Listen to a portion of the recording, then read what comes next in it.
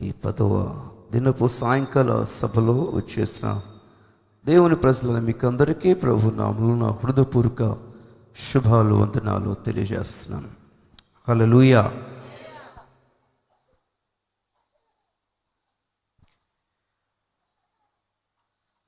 నేనేం చెప్తానో దాన్ని ఖచ్చితంగా నమ్ముతాను.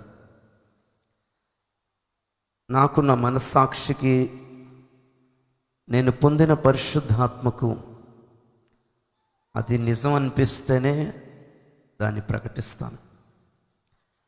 ఏదో సరదాగా ఉందని, ఇంట్రెస్టింగ్గా ఉందని, వినసంపుగా ఉందని, థ్రిల్లింగ్గా ఉందని ఈ విషయాలు కూడా చెప్పను. నేను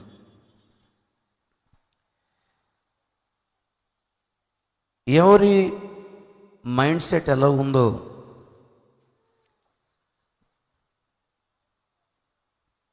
ఎవరి మనస్తత్వం ఎలాగుందో, ఎవరి మనస్సులు ఎలాగున్నాయో దానికి సంబంధించిన వాటికే వాళ్ళు ఆకర్షించబడతారు.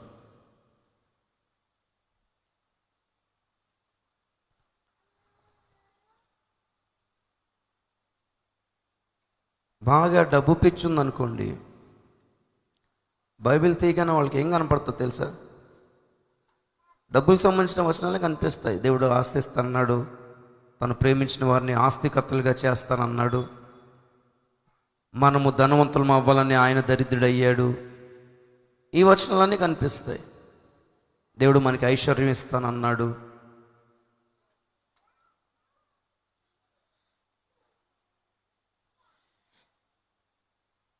ఘోరమైన పాపం చేయాలనిపించింది అనుకోండి, ఆగలేకపోతున్నాం, జయించలేకపోతున్నాం, తట్టుకోలేకపోతున్నాం,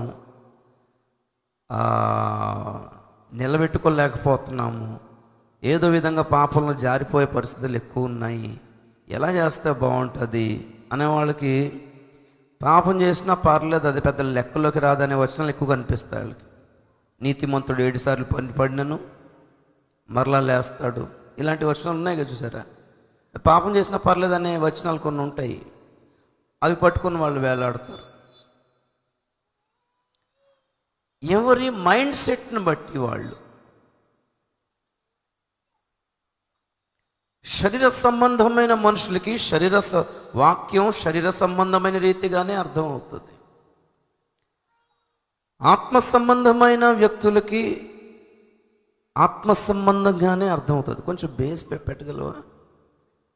పెట్టు, హై చేయి కొంచెం.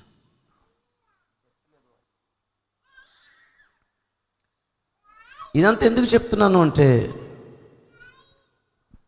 ఈ కాలంలో బైబిల్లో నుండి ప్రభు రాకడకు సంబంధించిన, ప్రపంచ నాశనానికి సంబంధించిన వచనాలు జనాలకి ఎందుకు కనబడతలేదు అని ఆశ్చర్యపోతున్నాను నేను. ఎందుకు కనపడతలేదు అంటారు? మంచోళ్ళు కూడా, చాలా మంచి మంచి సేవకులు ఉన్నారు. వాళ్ళు ఎక్కడ ప్రభు రాకడ గురించి చెప్తున్నట్టు కానీ, ప్రభు రాకడ వరకు సంఘాన్ని సిద్ధపరుస్తున్నట్టుగా కానీ, రాబోతున్న భయంకరమైన, ప్రపంచం మీదకే రాబోతున్న భయంకరమైన దినాల గురించి కానీ కొంచెమైన ప్రజలకు హెచ్చరిక చేస్తామనే మనసే లేదు. ఎందుకంటారు? ఆశ్చర్యం అనిపిస్తుంది నాకు. లూకా సువార్త 21వ అధ్యాయము 34 నుండి చదువుదాం. చాలా తక్కువ సమయం తీసుకుంటాను ఈ పూట. లూకా సువార్త 21:34 నుండి. మీ హృదయములో ఒకవేళ తిండి వలనను, మత్తు వలనను, ఐహిక విచారముల వలనను మందముగా ఉన్నందున ఆ దినము అకస్మాత్తుగా మీ మీదికి ఉరి వచ్చినట్టు రాకుండా మీ విషయమై మీరు జాగ్రత్తగా ఉండుడి. ఆ దినము భూమి అందంతట నివసించు వారందరి మీదికి అకస్మాత్తుగా వచ్చును. కాబట్టి మీరు జరగబోవు వీటినెల్లను తప్పించుకొని మనుష్య కుమారుని ఎదుట నిలవబడుటకు శక్తి గలవారగునట్లు ఎల్లప్పుడూ ప్రార్థన చేయొచ్చు, మెలకువగా ఉండడని చెప్పాను. స్తోత్రం చెప్పండి గట్టి ఒకసారి. హల్లెలూయా. ఈ 3 వచనాల్లో కూడా ఇంచుమించు 4-5 అంశాలు ఉన్నాయి. వేరే వేరే అంశాలే ఉన్నాయి. ఆ 4-5 అంశాలు కూడా కనీసం 4-5 పూటల వర్తమానం. అది 4-5 పూటలు, 4-5 గంటలన్నా పడుతుంది. ఒక్కొక్కటి గంట పావు వేసుకున్నాను. నా మ్యాక్సిమం టైమింగ్ 1 గంట పావు. కొంచెం అటు ఇటు అయిపోయినా 1 గంట పావు ఫైనల్ అనమాట. ఆ తర్వాత ఎంత సబ్జెక్ట్ మిగిలిపోయినా నేను పొడిగించి ఆపేస్తాను. పరిశుద్ధాత్మ దేవుడు చెప్పేస్తాడు. ఈ పూట అన్నీ అయితే చెప్పలేం, కానీ రాత్రి మాత్రం ఒక విషయం ధ్యానించి చేసుకున్నాం. దీనికి సంబంధించి ప్రార్థన చేయొచ్చు, మెలకుగా ఉండాలి. మన ప్రార్థనలు, మన ఉపవాసాలు, మన పాటలు, మన ఆరాధన, మన వాక్య పరిచర్య, మన సభలు, మన మీటింగ్లు, ఇవన్నీ మనలను ప్రభు రాకడ కొరకు సిద్ధపరిచేదిగా లేకపోతే అవన్నీ సుధ దండగండి. లోకంలో బతకడానికి కాదు సిద్ధపడాల్సింది. దేనికోసం సిద్ధపడాలి? వెళ్ళిపోవడానికి సిద్ధపడాలి. ఉండేవాడు దేనికోసం సిద్ధపడతాడు చెప్పండి? ఇంట్లో భర్త సాయంత్రం నేను తొందరగా వస్తాను, మనం బజార్కి వెళ్దాం, రేటు సిద్ధపడండి అని వెళ్ళిపోయాడు అనుకోండి. పొద్దున్న ఆయన వచ్చే టైంకి ఏం చేసి ఉండాలి? వీళ్ళు ఉండాలనుకున్నాడు. ఏమైనా సిద్ధపడతాడా? ఎలాగున్నాడు అలా ఉంటాడు అంతే. డాడీ వస్తాడు, వెళ్ళాలనుకున్నాడు, స్నానం చేసి మంచి బట్టలు వేసుకొని రెడీగా ఉండి చక్కగా గుమ్మం దగ్గర ఉంటారనమాట. డాడీ వస్తారన్నాడు, తీసుకెళ్తా అన్నాడు. పిల్లలు అయితే ఏమంటే సిద్ధపాటు అనేది వెళ్ళడానికే, వెళ్ళిపోవలసిన వాళ్ళకే. ఉండే వాళ్ళకి దాని పెద్ద ప్రసంగమే అక్కర్లేదు.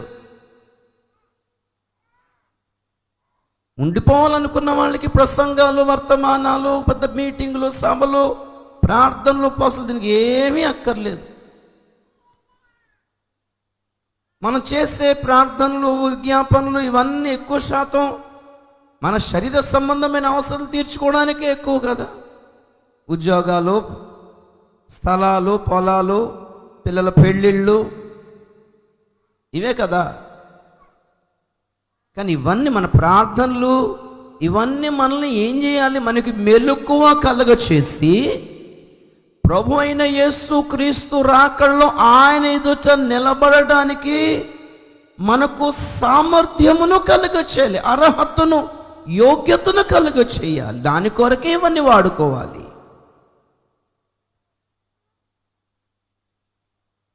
లక్ష్యం కోల్పోయిన క్రైస్తవులు ఈ కాలంలో ఎక్కడుంది దృష్టి? దేని మీద ఉంది? నేను అనుకున్నాం కదా రాత్రి, మీరు క్రీస్తుతో కూడా లేపబడిన వారైతే, అంటే మీరు నిజంగా మీ బాప్తీసాలు నిజమైనదైతే, నిజమైన బాప్తీసాలే అయితే, ఆత్మ సంబంధమైనదే అయితే, ఆత్మ సంబంధమైన గురితోటే తీసుకుని ఉంటే గనక మీ దృష్టి, మీ మనస్సు, మీ ధ్యానము, మీ ప్రాణం అంతా దేని మీద కేంద్రీకరించుకుని ఉంటారంట?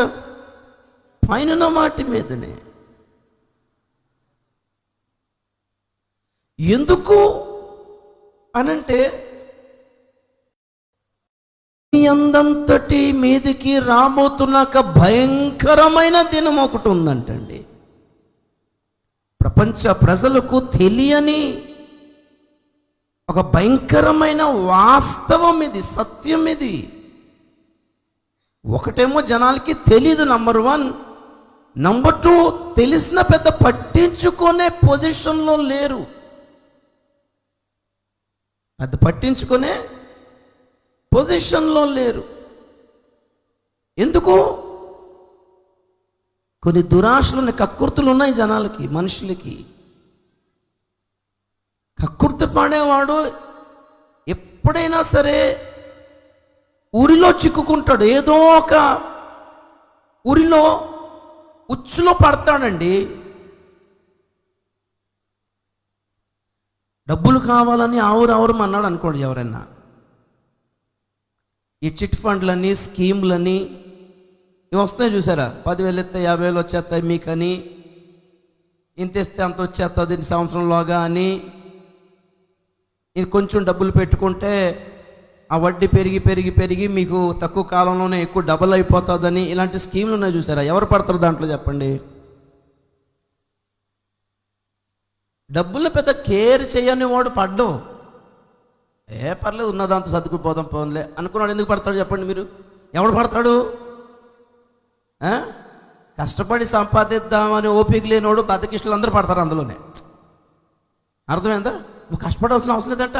ఎక్కడ అప్పు సప్పు చేస్తే అప్పు అది కూడా అప్పే, మళ్ళీ ఉన్నది కష్టపడింది పెట్టడం, మళ్ళీ దాన్ని కూడా అప్పు చేసి ఎక్కడో దిక్కున అది పెట్టేసి ఆ డబ్బులు రాగానే అప్పు తీర్చేస్తానులే అనుకుంటాడు. వీళ్ళకున్న కక్కుర్తి వలన ఏమవుతున్నారు? ఎన్ని అక్షయ గోల్డ్ రానివ్వండి, అభయ గోల్డ్ అనండి, అగ్రి గోల్డ్ అనండి, ఎన్ని కథలు ఉన్నా సరే ఇప్పటికి మరలా ఇంకో కొత్త చిట్ ఫండ్ బయలుదేరంటే మరలా జనాలు పడతారు అందులో. ఎందుకు? ఇన్ని చూస్తూనే ఉన్నారు జనాలు, ఇన్ని టీవీలో చూస్తున్నారు, బోర్డు తిప్పేసిన సంస్థ, కూర్చు టోపీ పెట్టిన సంస్థ అని చూస్తూనే ఉన్నారు. బాధితులు ఆందోళన, స్ట్రైకులు, ధర్నాలు చేస్తున్నా మరలా ఇలాంటిదేనో వచ్చింది అనుకోండి, మరలా పడతారు వీళ్ళంతా. ఎవడో ఒకసారి నన్ను మోసం చేశాడు అనుకోండి, వాడు పెద్ద మెంటల్ గాడు, చిచ్చి దరిద్రుడు, వాడు నా అనవసరంగా నమ్మాను అనుకోవచ్చు.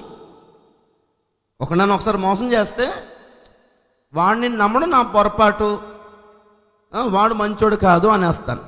వాడే నన్ను రెండు సార్లు మోసం చేశాడు అనుకోండి, వెదవెవడు? వాడు కాదు, నేనే.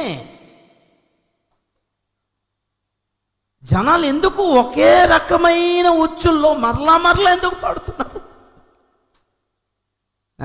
మోసగాళ్ళు కాదు, వెధవులు. దురాశలు చూసారా జనాలకి? అది వాళ్ళని ఇరికించేస్తుంది, ఇరకాటంలో పెట్టేస్తుంది. అక్కకుర్తి భావమే. తృప్తి కలిగినోడు పడ్డ దాంట్లో ఏదోట్లే ఉన్నదంతా సర్దుకుపోదాం, తర్వాత దేవుడిస్తే ఇచ్చాడు స్తోత్రం అనుకుందాం వాడు అస్సలు పడ్డండి.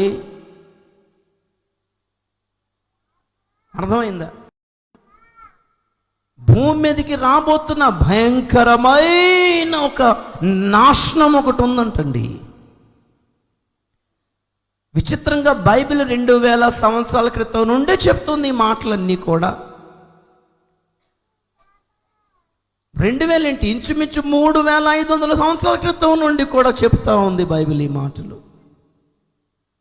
ప్రపంచానికి భవిష్యత్తు లేదు అని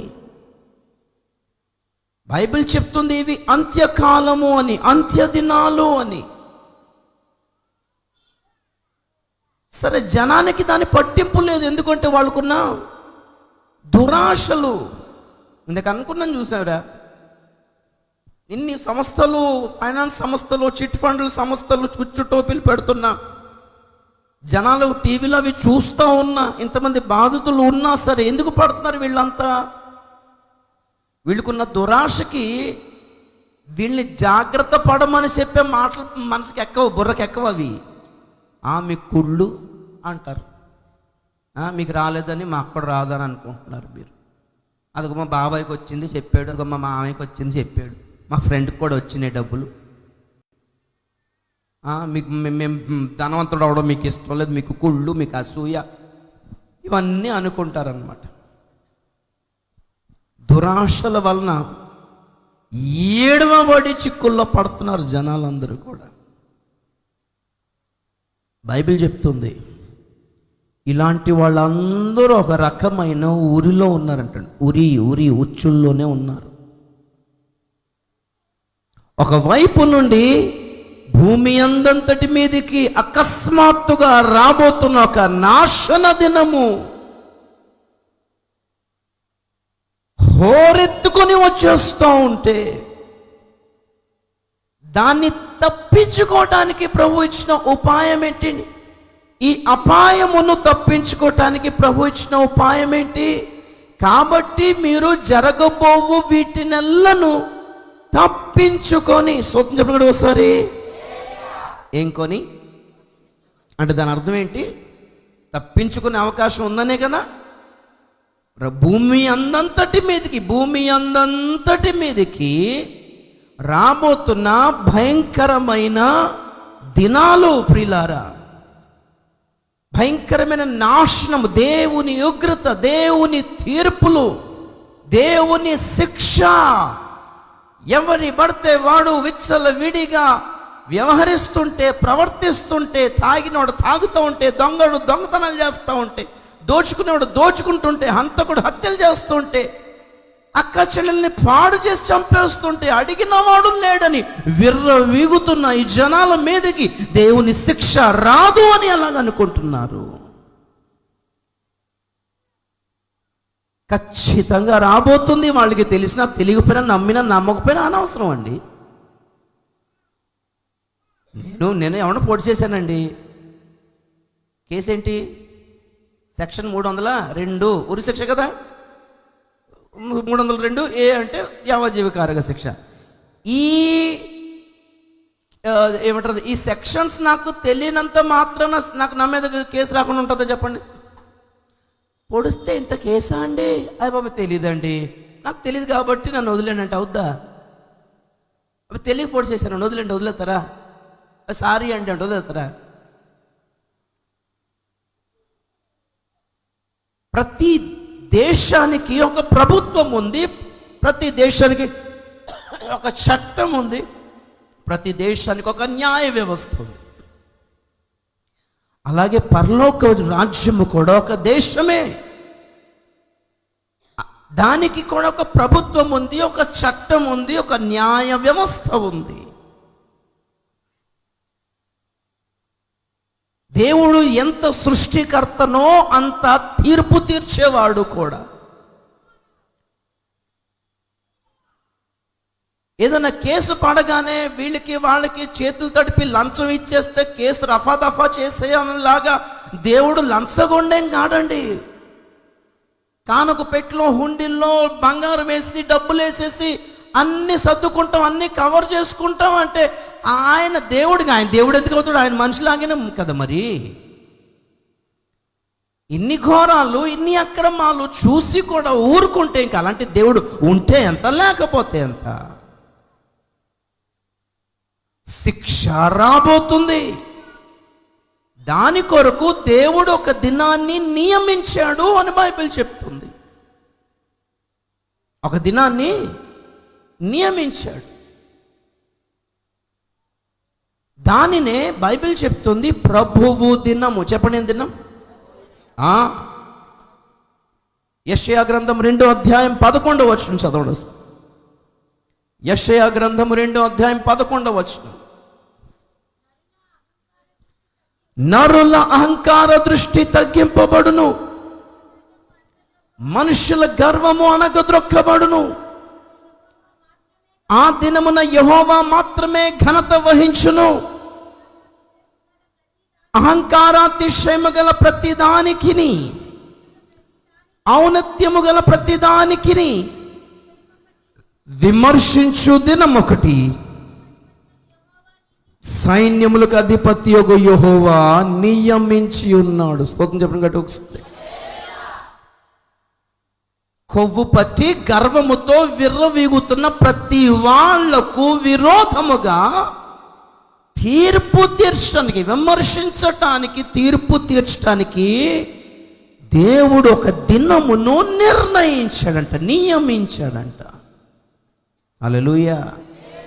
ఆ దినము అకస్మాత్తుగా భూమి అందంతంట నివసించు వారందరి మీదకి, కొందరి మీదకా, అందరి మీదకి వచ్చు.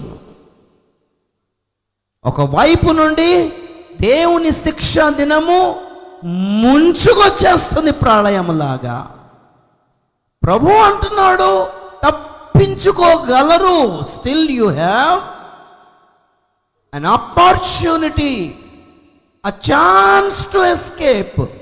తప్పించుకొనే ఉపాయం ఇస్తున్నాడు. ఏంటి అని అంటే, యేసు ప్రభు యొక్క రాకడలు నువ్వు ఎత్తబడి ఆయన ఎదుట నిలబడిపో, బతికిపోయినట్టే. ఎంత మంచి ఆఫర్, ఎంత శ్రేష్టమైన ఆఫర్ చూడండి. తప్పించుకొని అంటున్నాడా, భరించుకొని అంటున్నాడా? అవన్నీ వస్తాయి, మీరు భరించుకోవాలి, తట్టుకోవాలి కొంచెం, అప్పుడు కానీ నేను చూస్తాను అనట్లేదు. దానిని తప్పించి జరగబోవు వీటినెల్లను, జరుగుతున్న వీటినెల్లను కాదు, జరగబోయే వాటన్నిటినీ తప్పించుకోవాలి. అంటే యేసు ప్రభు యొక్క రెండో రాకడ అనేది ఉంది. ఆయన తన ప్రజలను తీసుకొని వెళ్ళిపోవడానికి మరలా రాబోతున్నాడు. దానినే క్రీస్తు రెండవ రాకడ అంటారు. అలాగా ఆయన మధ్యాకాశానికి వచ్చి తన ప్రజలను పిలిచి తీసుకెళ్ళిపోతాడు. కాబట్టి ఆయన పిలిచినట్లుగా మనం ఎత్తబడి ఆయన ఎదుట నిలబడినట్లుగా కొంచెము శక్తి, సామర్థ్యము, దమ్ము, ధైర్యము, సత్తా సంపాదించుకునేలాగా సిద్ధపడండి అంటున్నాడు ఆయన. ఆయన ఎదుట నిలబడడం అనేది సామాన్యమైన విషయం కాదు. అందరికీ చేతనవుతుంది, అందరికీ కుదరదు, అందరికీ ఆ ధైర్యము లేదు. ప్రియులారా, స్కూల్లో కానీ కాలేజీల్లో కానీ ఎడ్యుకేషన్ బోర్డు డైరెక్టర్ గారు కానీ ఎడ్యుకేషనల్ మినిస్టర్ గారు కానీ వస్తున్నాడు అనుకుందాం. తెలిసిన వర్గాలు పాపం ఆ కాలేజ్ వాళ్ళకి కబురు పంపించారు, పెద్ద సార్ వస్తున్నాడు ఇన్స్పెక్షన్కి, చూడండి మరి చెప్పొద్దన్నారుగా, నేను మీకు ఎందుకో మరి పాపం అనిపించింది, కొంచెం సర్దుకోండి అని ఫోన్ వచ్చింది అనుకోండి. అప్పుడు ఆ కాలేజ్ ప్రిన్సిపల్ గారో డైరెక్టర్ గారు కలవరం ఉంటుంది లేదా, అమ్మో సార్ వస్తున్నాడట, అమ్మో సార్ వస్తున్నాడట, ఆయన కలవరం వచ్చేసి మాస్టర్లందరినీ పోగేస్తాడు. పోగేసి, బాబు సార్ వస్తున్నాడు, సడన్గా ఎప్పుడు వస్తాడో తెలీదు, కాబట్టి ఆయన వచ్చి ఏ క్లాస్లో దూరి ఏ పిల్లల్ని ఏమడుగుతాడో మనకు తెలియదు, కాబట్టి మీరు రెడీ అయిపోండి అని ఈ ప్రిన్సిపల్ గారు మాస్టర్లకు చెప్పేసి ఈయన వదిలేసుకుంటాడు.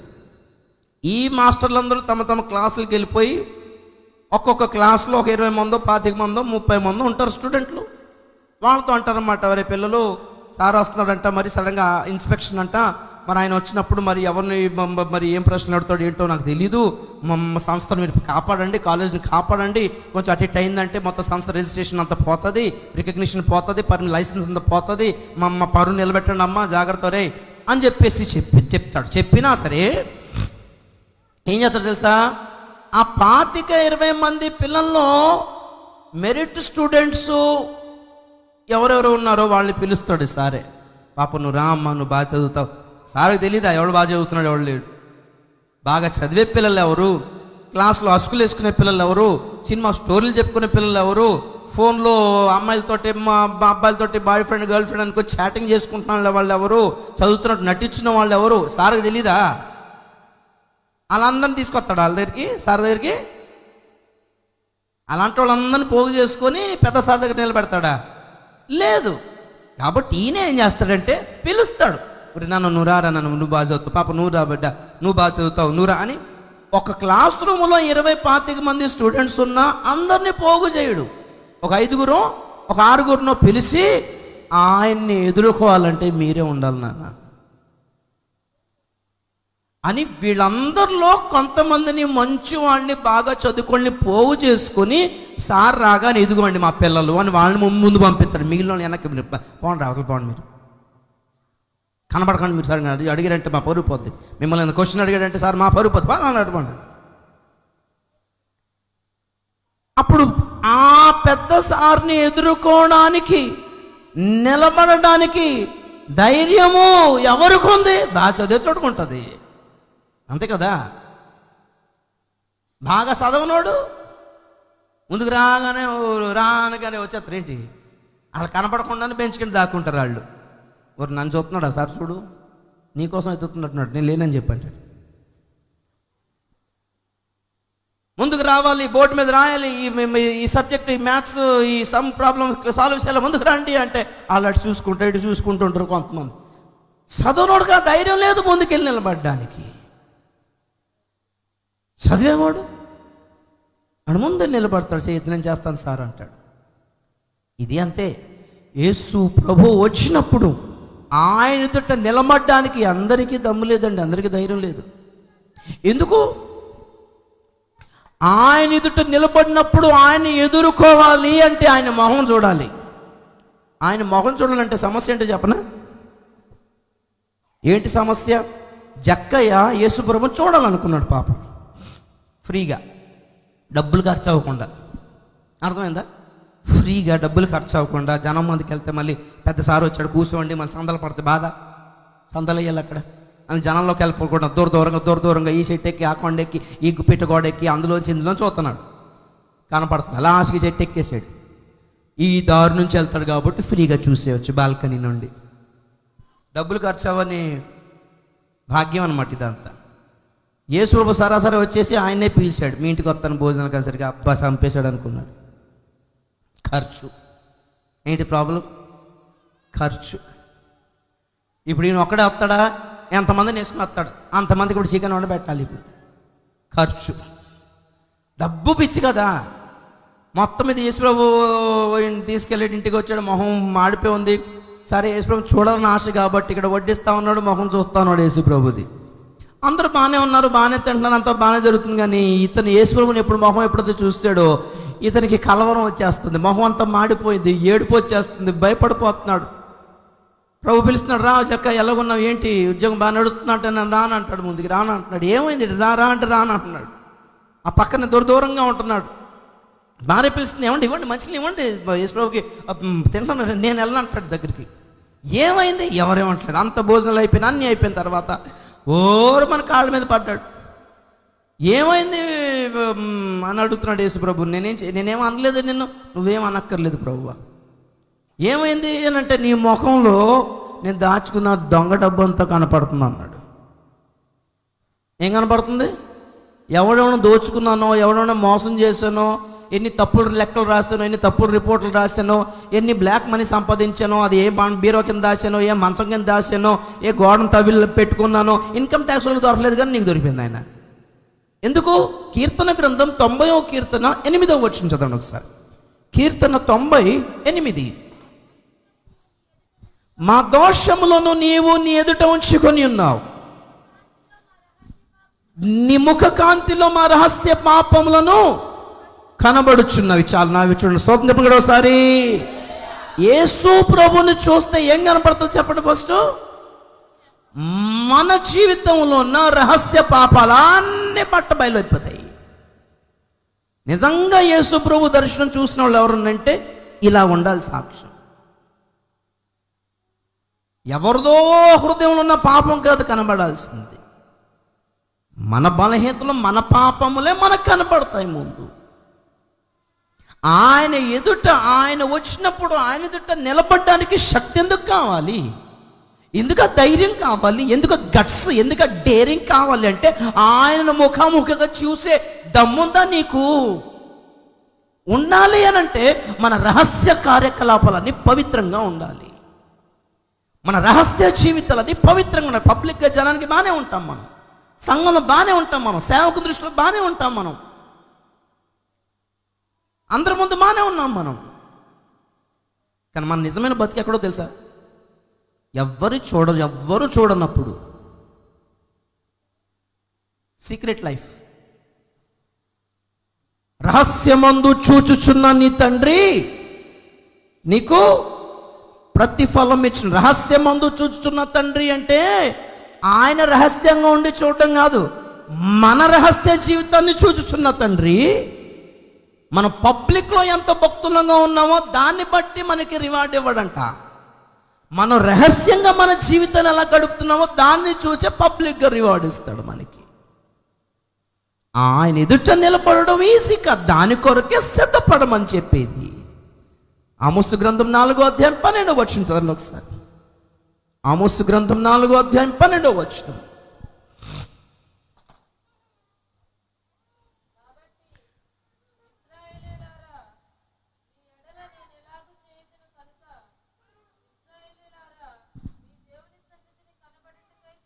మీ దేవుని సన్నిధిని కనబడుటకై సిద్ధపడుడి. స్తోత్రం చెప్పండి ఒకసారి. క్లాస్ రూమ్లో రెబాయ్ సార్ పిలుస్తున్నాడు, ప్రిన్సిపల్ గారు పిలుస్తున్నారు అనగానే ఒకలాంటి గుండె గుబ్బలు అంటది లేదా సడన్గా?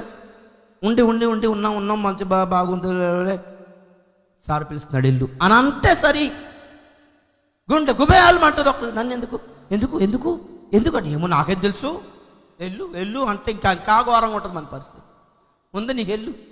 అరే ఎందుకు? మన కూర్చుని ఏం ఆలోచిస్తాం తెలుసా? ఏం ఆలోచిస్తాం చెప్పండి? ఎక్కడెక్కడ ఏం చేసాం మొత్తాన్ని గుర్తొచ్చేస్తాయి మనకి. ఆ రోజు పలానా చేసి చూసేసారా ఇంటి కొంప తీసి, నేను ఫోన్ తెచ్చింది చూసాడా ఇంటి కొంప తీసి, ఇటు నువ్వే కదా చెప్పు, నువ్వే చెప్పావు కదా, ఏం లేదు అక్కడ, నువ్వే కదా చెప్పేవేదో అంటే ఇది చేసామన్నమాట. కన్ఫర్మ్ కదా? ఎవరు పట్టి అక్కర్లా, మన భయాలే మనల్ని పట్టించేస్తాయి. సార్పిస్తున్నాడు వెళ్ళు నీకు ఉంది అంటే అయిపోయింది అక్కడ కథం. ఇక ఏ దొంగ పనుల్లో దిక్కుమాల పనులు చేసేటోడికి గుండెలకు వేలమంటాయి. యథార్థంగా ఉన్నవాడికి ఎందుకంటాయి? నమ్మ ఆగెళ్తాడు. సార్ పిలిచాడా, ఓకే రైట్ సార్. సార్తో మంచి సంబంధం ఉన్నవాడు, బాగా రిలేషన్షిప్ ఉన్నవాడు, బాగా పలకరింపులు ఉన్నవాళ్ళు ఎప్పుడప్పుడు బాబు రా నీతో మా పని ఉంది అని అడిగేవాడు. సార్ రా కారు ఎక్కువ మనం వేరే దగ్గరికి వెళ్ళాలి అని పెద్ద సార్ ఇలాగతో బాగా కనెక్షన్ ఉందనుకోండి, వాడు భయపడతాడా? భయపడు. సార్ పిలిచాడు రైట్, మళ్ళీ ఎక్కడికైనా వెళ్ళలేమో, ఫంక్షన్ ఉన్నట్టుంది అక్కడికి వెళ్ళలేమో, సార్ పిలిచాడు. నేను బైబిల్ కాలేజ్లో ఉన్నప్పుడు అలాగే ఉండేవాడిని మా సార్ దగ్గర. మంచి క్లాస్ రూమ్లో పిలిచేసేవాడు ఆయన, కబురు వచ్చేసేది అనమాట. నా చేయడానికి సార్ పిలుస్తున్నాడంటే నాకు ఎంత హ్యాపీయో, సార్ పిలుస్తున్నాడు అని. అది ఇంకోటి పిలిచాడు, ఆ టెన్షన్ సౌండ్లో ఫీజు కట్టమంటాడు, లేదా ఇంకేదో చూసాడో, ఎవడన్నా కంప్లైంట్ ఇచ్చాడో, పొద్దున్న సార్తో గొడవ పడ్డాను క్లాస్లో లెక్చర్ గారితో, అది కానీ అక్కడికి వెళ్ళిందో, లేకపోతే పొద్దున్న టిఫిన్ కాడ వాడడంతో గొడవ పడ్డాను, అది కానీ కంప్లైంట్ వెళ్ళి, ఎన్నో వస్తాయి కదా మైండ్కి. ఆయన రాకడలో ఆయన దగ్గర నిలబడటానికి మనం సిద్ధపడాలి అని బైబిల్ చెప్తుంది. మన బతుకులు కరెక్ట్ అయితే అక్కడ నిలబడడానికి పెద్ద సమస్య లేదు. హ్యాపీగా సంతోషంగా ఏసై పిలిచాడన్న సంతోషానికి వెళ్ళిపోతామండి. జీవితాలు సరిగ్గా లేనోళ్ళు ఆయన ఎదుర్కోవడం కష్టం. ఆయన ఎదుర్కోవడం కష్టమైనోడు సాకులు చెప్తాడు. ఇక నాకు వేరే పని ఉంది, లేదా నేను రాలేదు, నేను హోంవర్క్ చేయలేదు, నాకు ఏది చేయలేదు, రేపు కలుస్తాను, ఎల్లుండి కలుస్తాను. చాలామంది ఎందుకు క్రైస్తవులు సిద్ధపడలేదంటే ఆయన ఎదుర్కొనే ధైర్యం లేదు చాలామందికి. చాలామంది సేవకులు అంతే, ఈ రాకడ గురించి ఎందుకు చెప్పలేకపోతున్నారంటే ఆయన ఎదుర్కొనే ధైర్యం లేదు, సిద్ధపడట్లేదు. సిద్ధపడి ఇందాక అనుకున్నాం కదా, వెళ్ళాలనుకునేవాడు సిద్ధపడతాడు, అవసరం లేదనుకునేవాడు సిద్ధపడక్కర్లేదు. యాజ్ యూజువల్ నీ ఎలాగుంటే ఎలాగున్నావు అలాగుంటే సరిపోతుంది. ప్రభు రాకడలో ఎత్తబడాలి అన్నప్పుడు దానికి కొరకైన సిద్ధపడుట కొరకైన ఉపదేశం వేరు. ప్రతిరోజు చెప్పే సబ్జెక్టులు వేరు, పరీక్షల కోసం చెప్పే సిలబస్ వేరు కదా, వేరా కాదా?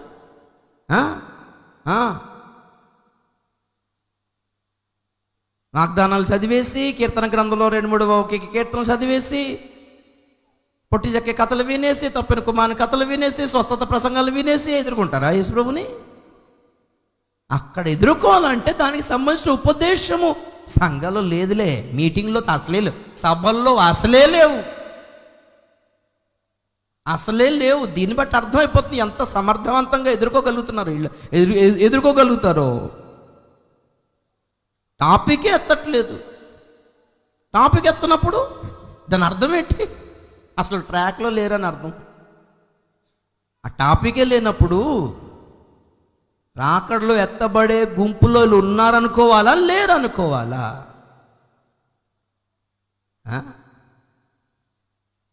మార్చి ఏప్రిల్ రాగానే అందరి స్కూల్కి పరీక్షలు ఉంటాయి లేవా? ఉంటాయి. ఏ స్కూల్లో పరీక్షల డేట్లు ప్రకటించేస్తారో ఆ పిల్లల టెన్షన్ వేరుగా ఉంటుందా ఉండదా? ఎగ్జామ్స్ అంటే వాళ్ళు టెన్షన్గా ఉంటారు. ఐపీఎల్ రాని, సినిమా రిలీజ్ అవ్వని ఎవరికి కావాలి ఇప్పుడు? అమ్మో టెన్షన్ టెన్షన్ టెన్షన్ టెన్షన్. ఆ కలవరం వేరు. దేని కొరకు సిద్ధపడుతున్నారు కాబట్టి. మరి రారా క్రికెట్ ఆడదాం అంటే లేదురా ఎగ్జామ్స్ ఉన్నాయి చదువుకోవాలి. రారా సినిమాకి వెళ్దాం అంటే రే ఎగ్జామ్స్ ఉన్నాయిరా. ప్రతిసారి ఏమనగానే ఎగ్జామ్స్ ఉన్నాయిరా అంటారు. అదే అదే వేరే కాలేజ్ పిల్లలు, స్కూల్ పిల్లలు ఆడుకుంటున్నారు, క్రికెట్ ఆడుకుంటున్నారు, దాని అర్థం ఏంటి? వాళ్ళకి ఇంకా ఎగ్జామ్స్ లేవు, ఇంకా డేట్ చెప్పలేదు. అరే ఆడుకుంటున్నావేంట్రా, మాకు ఎగ్జామ్ స్టార్ట్ అవ్వలేదా మీకు అంటే, అక్కడ మాకు ఇంక డేటే చెప్పలేదు, డేట్ చెప్తే చూద్దాం అప్పుడు. మరి ఏం చెప్తారు మీరు? మాకు హాలిడేస్ ఇచ్చారు, అందాక మామూలుగా ఆడుకుంటున్నాం, ఐపీఎల్ చూసుకుంటున్నాం, క్రికెట్ ఆడుకుంటున్నాం, కొత్త సినిమా రిలీజ్ అయిపోయింది, వెళ్తున్నాం, మీరు కూడా రాండి అంటే అమ్మో మాకు ఎగ్జామ్. దీన్ని బట్టి గుర్తుపెట్టుకోండి, సిద్ధపడుతున్న క్రైస్తవుల గుంపు వేరు, లెక్కే లేని క్రైస్తవుల గుంపు చాలా కూల్గా, క్యాజువల్గా, హాయిగా, నెమ్మదిగా, డబ్బులు ఉంటే సరిపోద్ది, ఇల్లు ఉంటే సరిపోద్ది, ఆస్తులు ఉంటే సరిపోద్ది, పెళ్ళి అయితే సరిపోద్ది, పిల్లలు పుడితే సరిపోద్ది అనుకుంటున్న గుంపు వేరు. ఏదో స్వస్థ సభల్లో దూరిపోయి కట్టు నొప్పి కోసం, నడుము నొప్పి కోసం ప్రార్థన చేయించుకునే బ్యాచ్, ఇదంతా వేరు. రాకడ కోసం సిద్ధపడే గుంపులో వీళ్ళు లేరు అని అంటే, వీళ్ళు ఎత్తబడే గుంపులో అసలు లేరు అని అర్థం. ఎత్తబడేవాడవైతే, ఎత్తబడే గుంపులో ఉన్న వాళ్ళైతే వాళ్ళ కలవరం వేరండి, వాళ్ళ మైండ్ సెట్ వేరు, వాళ్ళ ఫీలింగ్స్ వేరు, వాళ్ళ ఆశలు వేరు, వాళ్ళు గురి పెట్టి చూసే విషయాలు వేరు, వాళ్ళ చూపులు వేరు, వాళ్ళ మాటలు వేరు, వాళ్ళు ఆకర్షితులయ్యే విషయాలు వేరు. ఎంటర్టైన్మెంట్ని పెద్దగా పట్టించుకోరు వాళ్ళు, అందరూ ఆడుతూ ఉంటారు. ఇంట్లో వాళ్ళందరూ టీవీ పెట్టుకుని సీరియల్, సినిమాలు చూస్తుంటే వీళ్ళు మాత్రం ఒక పుస్తకం పెట్టుకుని అబ్బాబా ఏంటిది అంత అనుకుంటే మేడ మీదకి వెళ్ళిపోయి శుభ్రంగా చదువుకుంటారు.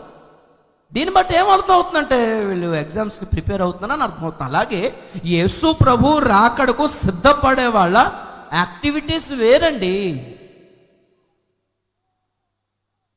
విషయాలు, వాళ్ళ దైనిక కార్యకలాపాలు వేరు, డైలీ యాక్టివిటీస్ అంతా వేరు, డైలీ రొటీన్ అంతా వేరు. ఏంటి పొద్దున్న లేసి హాయిగా మాట్లాడుతుండేవాడు, కనపడుతుండేవాడు, ఫోన్లో ఉంటుండేవాడు, టీవీ దగ్గర ఉంటేవాడు, ఇప్పుడేంటి అన్ని మానేసాడు అని అంటే, పరీక్షలు దగ్గర పడ్డాయి, డేట్ అనౌన్స్ చేశారు, అందుకే కొంచెం టెన్షన్ పడుతున్నాడు అంటారు అమ్మ అంటది ఇంట్లో. మరి యేసు ప్రభు రాకడ దినాలు అని నమ్మిన వాళ్ళు ఏదా రాకడ కోసం సిద్ధపాటు.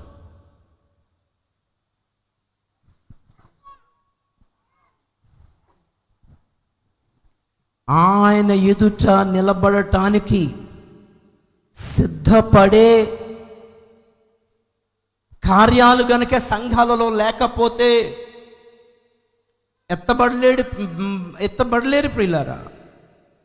మీ దేవుని సన్నిధిని కనబడుటకై సిద్ధపడండి. ఆయన ఎదుట నిలబడటం అంటే జోకా, మాటల, చీప, ఈజీయా, సిల్లియా, తీసి పడేస్తుంది. ఆయనే కదా పెద్ద పెద్ద ఏమో నిలబడపోవడం.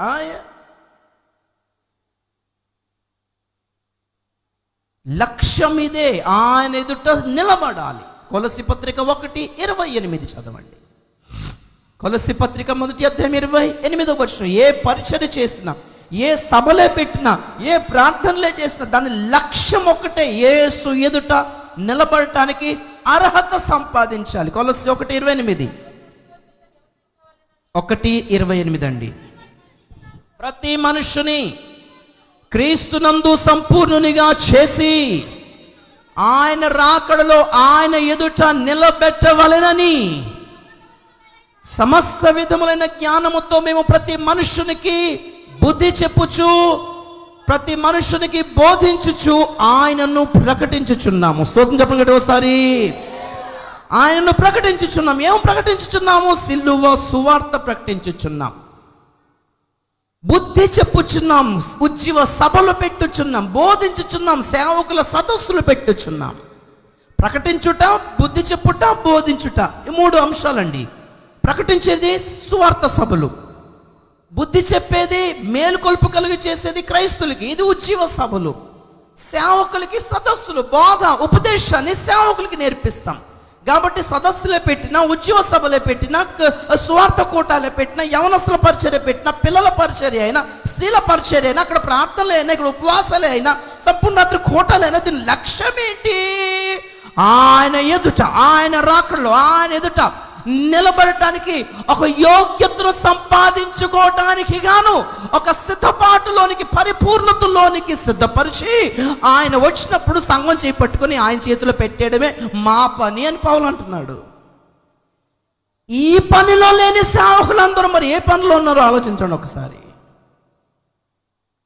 ఎవరి డబ్బా వాళ్ళు కొట్టుకోవడంలో బిజీగా ఉన్నారు కదా. మా పరిచర్యలు, మా సంస్థలు, మా పరిచర్యలు. కంపెనీలు అండి, పరిచర్యలు కావు, బిజినెస్ కంపెనీ. మా పరిచర్లో కూడా అద్భుతాలు జరిగాయంటే అడ్వర్టైజ్మెంట్లు. చెప్పు ఏం జరిగింది, మాకు ఇక్కడికి సంఘం వచ్చింది, నీకేం చేయాలి చెప్పు. సంఘం వస్తే వచ్చిందా, నీకు ఏసు దగ్గరికి వస్తే వచ్చిందా? యేసు ప్రభు గురించిన హైలైట్ ఏది? ఇవన్నీ చూసి మీరు సాక్ష్యాలు అనుకుని, ఇవన్నీ చూసి మీరు పరిచర్య అనుకుని, ఇవంతా చూసి మీరు సేవ అనుకుని, ఇదంతా చూసి మీరు మీటింగ్లు అనుకుని, అబ్బో గొప్ప ఉద్యమం అనుకుని, ఉద్యమ సభలు అనుకుంటే ఎలాగండి? ఎవరి డబ్బా వాళ్ళు కొనుక్కోవడంలో బిజీగా ఉన్నారు కదా, ఎవరు బోర్డులు చూపించుకోవడంలో బిజీగా ఉన్నారు కదా. సేవను విస్తరించడానికి కదా, ఎవరు బోర్డులు తగిలించుకోవడానికి. నా బోర్డు ఇక్కడ నాదే ఉండాలి, సంఘం అక్కడ నాదే సంఘం ఉండాలి, ఆ పక్క వీధిలో నాదే ఉండాలి, ఇక్కడ నాదే ఉండాలి, ఎక్కడ చూసినా నా బోర్డే ఉండాలి. మరి మిగిలిన వాళ్ళంతా సైతాన్లా. ఇక్కడ నాదే సంఘం ఉండాలి, 10 కిలోమీటర్ దూరం కూడా అక్కడ కూడా నాదే సంఘం ఉండాలి.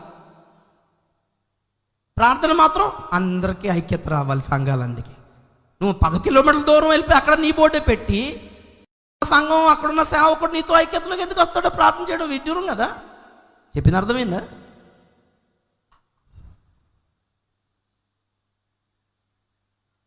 ఇక్కడ నుంచి 10 కిలోమీటర్ల దూరంలో కూడా నాదే సంఘం, ఇక్కడ నుంచి 20 కిలోమీటర్లు కూడా నా సంఘం. పొద్దున్న అక్కడ, మధ్యాహ్నం ఇక్కడ, సాయంత్రం ఇక్కడ, పొద్దున్న అక్కడ, సోమవారం అక్కడ, శుక్రవారం ఇక్కడ. మరి మిగిలిన వాళ్ళు ఆయన బాధపడిపోతుంటాడు, అయ్యో ఇక్కడికి వచ్చి అంత దూరం నుంచి ఇక్కడికి వచ్చి బోర్డు పెట్టాడేంటి. నా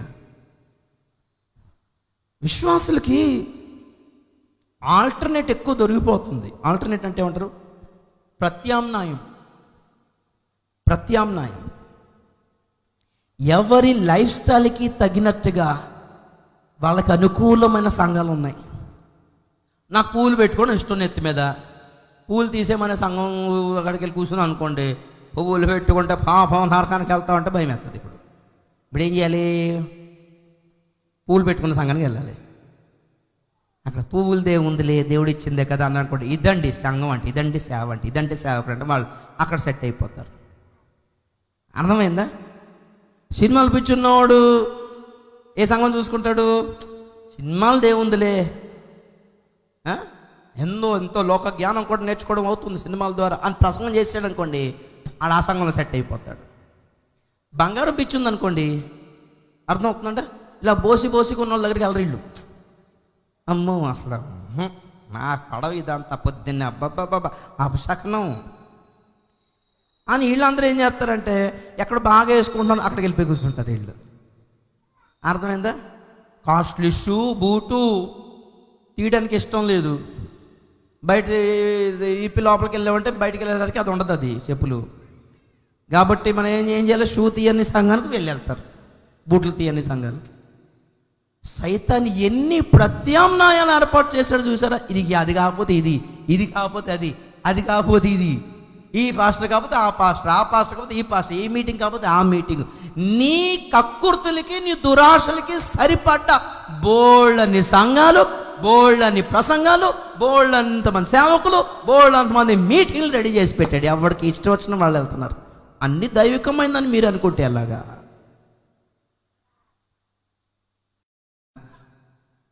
అన్ని దైవికం అనుకుంటే ఎలాగండి? మరి ప్రతి సంఘంలో వాళ్ళేమనుకుంటో తెలుసా? మాదే కరెక్ట్ సంఘం అనుకునే భావన ఉంటుంది వాళ్ళకి.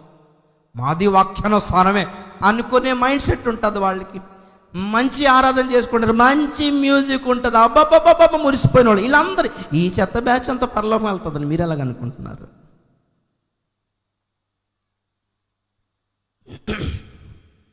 యేసు ప్రభు తన సంఘాన్ని వడబోస్తాడు పిల్లరా. ఆయన ఎదుట నిలబడ్డానికి అందరికీ అర్హత లేదు, అందరికీ యోగ్యత లేదు. సేవకుడి పనేంటి?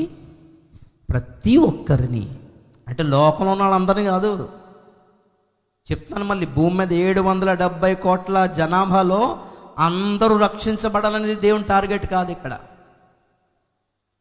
చాలామందికి తెలియదు అది. అందరు రక్షించబడతారు, అందరికీ సువార్త అందుతుంది, అప్పుడే ప్రభు రాకడ వస్తుంది అనుకుంటున్నారు. పాపం లేఖనాలు తెలియక వాళ్ళు పట్టుకునే రిఫరెన్స్ ఒక్కటే, కాబట్టి రాజ్య సువార్త లోకమందంతటా ప్రకటించబడును, అటు తర్వాత అంతం వచ్చును అని మత్తయి 24:14 రాబడిన మాటనే పట్టుకుని వీళ్ళు ఏమనుకుంటున్నారు అంటే, లోకమంతా సువార్త అందేసిన తర్వాత కానీ ప్రభు రాడు అనే ధీమాలో ఉన్నారు ఒక పక్కన. అర్థమవుతుందండి? ఇంకో ప్రక్కన కొందరు లెక్కలు వేసుకుంటున్నారు. ఏమని? 750 కోట్ల 770 కోట్ల జనాభాలో ఇంతమంది కోట్ల మందికి సువార్త అందేసింది, ఇంకొక 200-300 కోట్ల మందికి సువార్త అందలేదు. ఈ 200-300 కోట్ల మందికి సువార్త అందాలి అని అంటే ఎంత టైం పడుతుంది? ఎంతమంది సేవకులు కావాలి? అంతమంది సేవకులు తయారవ్వాలంటే ఎన్ని బైబిల్ కాలేజీలు కావాలి? ఎన్ని బైబిల్ కాలేజీలు కట్టాలి అంటే ఎన్ని కోట్లు కావాలి? ఇప్పుడు అన్ని కోట్లు కావాలంటే నేను ఎంత ఎవరన్నా పట్టుకోవాలి? ఏం లెక్కలు ఎత్తున్నారు? సేవ లెక్కలు కాదు ఇవి, సావు లెక్కలు ఇవన్నీ కూడా. యేసు ప్రభు 2000 సంవత్సరాల క్రితం వచ్చాడు, సిలువేయబడ్డాడు. అప్పటికీ శాస్త్రులు లెక్కలు వేస్తారు, మా మెస్సయ్య వస్తాడు. వాళ్ళు ఏ లెక్కలు వేశారు? ఈలోగా వచ్చి వెళ్ళిపోయాడు ఆయన. ఈలోగా ఆయన రావడం జరిగింది, ఆయన్ని వీళ్ళు గుర్తుపట్టక ఆయన్ని సిలువేయడం కూడా జరిగిపోయింది, ఆయన లేవడం జరిగిపోయింది, వెళ్ళిపోవడం కూడా జరిగిపోయింది, రెండోసారి కూడా రావడం జరుగుతుంది. ఈలోగా వీళ్ళు మాత్రం, యూదులు మాత్రం ఇంకా మొదటి రాకడ కోసం కనపడుతున్నారంటే వాళ్ళ లెక్కలన్నీ ఫెయిల్ అయినాయా లేదా? ఆ సంగతి వాళ్ళకి తెలియదు. ఇది మోసం. వాళ్ళు వేసుకున్న లెక్కలన్నీ వ్యర్థమైందన్న సంగతి మనకు అర్థమైంది, కానీ వాళ్ళకి అర్థం కాలేదు. అలాగే రెండో రాకడకు వేసే లెక్కలు, చాలామంది వేసుకున్న లెక్కలు కూడా ఇలాగే విఫలమవుతాయి. ఆయన రావడం జరుగుతుంది, కొందరు వెళ్ళిపోవడం కూడా జరుగుతుంది, ఇంకా జనం లెక్కలు వేస్తూనే ఉంటారు. జనాలు వేసే లెక్కల్లో ఉండడు ఆయన లెక్కే వేరు. సేవకుని లక్ష్యమిది, ప్రతి వాళ్ళను క్రీస్తు రాకడ కొరకు సిద్ధపరచాలి, ఆయన ఎదుట నిలబెట్టాలి కదా. దీనికోసం కాదా ప్రయాసపడుతుంది? దీనికోసం కాదా నువ్వు ప్రసంగం చేసేది? దీనికోసం కాదా సంఘాలు? దీనికోసం కాదా సభలు? దీనికోసం కాకపోతే మీరంతా టైం వేస్ట్ చేసుకుంటున్నారు. అసలు సభలు పెట్టుకొని డబ్బులు వేస్ట్ చేసుకుంటున్నారు. 10-15 లక్షలు పెట్టి స్టేజ్ కట్టి లైటింగ్లు పెట్టి అబ్బాబ్బాబ్బా సినిమా ఆడియో ఫంక్షన్ లాంచ్కి ఎంత ఖర్చు పెడతారో అలా ఖర్చు పెడుతున్నారు. ఏం చేస్తున్నారు? సేవ అది. 15-20 లక్షలు ఒక డెకరేషన్ కోసం ఖర్చు పెడుతుంటే ఒక్కొక్క పేద సేవకుడు ఒక 2 లక్షలు ఉంటే రేకులు వేసుకుందామని చూస్తున్నాడు పాపం ఇంకొక చర్చికి. అది ఒక 2 లక్షలు ఉంటే రేకేసుకుందనండి. మనొక దీన సేవకుడు ఎదురు చూస్తుంటే లైటింగ్లకి, స్టేజ్లకి, సౌండ్ సిస్టమ్లకి లక్షలు ఖర్చు పెట్టేస్తున్నారు. అన్ని లక్షలు చేసిన సువార్త ఏముంది? యేసు నేను స్వస్థపరుస్తాడు, నీ క్యాన్సర్ పోతుంది, నీ రోగం పోతుంది, నీ రోగం రోగాన్ని స్వస్థపరచడమే ఆత్మను రక్షించడమా? చెప్పండి, నిజం చెప్పండి. యాకోబు పత్రిక 5వ అధ్యాయం 19-20 చదవండి ఒకసారి. యాకోబు పత్రిక 5వ అధ్యాయం 19-20 వచనం. నా సహోదరులారా, మీలో ఎవడైనా సత్యం నుండి తొలగిపోయినప్పుడు మరి ఒకడు అతనిని సత్యమునకు మళ్ళించిన ఎడలా పాపిని వాని తప్పు మార్గము నుండి సత్యమునకు మళ్ళించువాడు ఒక ఆత్మను మరణము నుండి రక్షించునని మొదట తెలుసుకోవాలి. స్తోత్రం చెప్పండి గట్టిగా ఒకసారి. ఏంటి ఆత్మరక్షణ? అసత్యంలోనికి వెళ్ళిపోతున్న వాడిని సత్యంలోనికి రాబట్టడమే, పాపిని నీతిమంతుని మార్గంలోకి త్రిప్పటమే ఆత్మను రక్షించడం అంటే. రోగాన్ని స్వస్థపరచడం కాదు. రోగం యేసుప్రభు రోగం స్వస్థపరచాడంటే జనాలందరూ మన యేసు దగ్గరకు వచ్చి స్వస్థత పొంది పాపము నుండి విముక్తి కొరకు మాత్రం పుష్కరాల్లో వెళ్ళి మునుగుతున్నారు. అర్థమైందా మీకు మ్యాటర్? ఏమర్థమైంది? మన మీటింగుల్లోనేమో స్వస్థత కోసం వచ్చి పాపం నుండి విడుదల కోసం పుష్కరాల్లో ఎందుకు పుష్కరాలు వస్తాయి? 12 ఏళ్ళకి ఒకసారి ఒక దివ్యమైన ఏదో ముహూర్తం అట. అప్పుడు ఈ నదులన్నీ పుణ్య నదులుగా మారితే అప్పుడు మళ్ళీ మునిగితే 12 ఏళ్ల పాపాలు పోతాయి అనే సిద్ధాంతం ఉంది. కాబట్టి కృష్ణ పుష్కరాల్లో, గోదావరి పుష్కరాలు పాపం మునుగుతున్నారు వెళ్ళి. ఒకటి మాత్రం సంతోషం ఏంటంటే కనీసం తాము పాపులమని జనాలకు అర్థమైంది. నంబర్ 1. ఓకే, మరి పాపం అంటే ఏంటి తెలియదు మళ్ళీ అర్థమైందా? అందులో మునిగి అమ్మాయి 12 పాపాలు పోయినరా, తేరా ఒక సిగరెట్ అని అక్కడ తాగుతారు. మరి పాపం అంటే ఏంటి తెలియదు వీళ్ళకి. అర్థమైందా? దేని పాపం అంటారో తెలీదు. మళ్ళీ అదే అక్రమాలు, మరి అదే దౌర్భాగ్య జీవితం, మళ్ళీ అదే మోసాలు, అదే దొంగతనాలు, మళ్ళీ అదే అశ్లీలత, మళ్ళీ అదే వ్యభిచారం, మళ్ళీ అదే అత్యాచారాలు, బలాత్కారాలు, మానభంగాలు, మళ్ళీ అదే అశ్లీల బూతు బొమ్మలు, బూతు ఫోటోలు. అర్థమైంది? పాపం దేనంటారు వాళ్ళకి తెలీదు. ఎవరు తెలుసు? మనకు తెలుసు. పాపం అంటే ఏంటో కూడా చెప్పగలం. పాపము నుండి ఎవరు విడిపిస్తారు అది కూడా మనకి తెలుసు. యేసు ప్రభు వలన పాపము నుండి విడుదల అనే చెప్పడంలో 20-25 లక్షలు ఖర్చు పెట్టిన మీటింగ్లో మనం ఫెయిల్ అయిపోయామన్న సంగతి గుర్తుపెట్టుకోండి మీరు.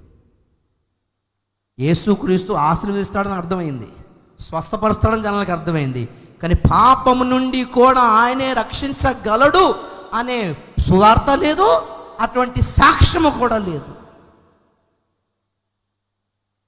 అందుకే రోగాల నుండి స్వస్థత కోసం మన దగ్గరకు వచ్చి పాపం నుండి విడుదల కోసం పుష్కరాల్లో మునుగుతున్నారు వెళ్ళి. ఎందుకు చెప్తున్నాను ఇవన్నీ? మనమే దారి తప్పిపోతున్నాం. బయట వాళ్ళకి ఏం చెప్తారు?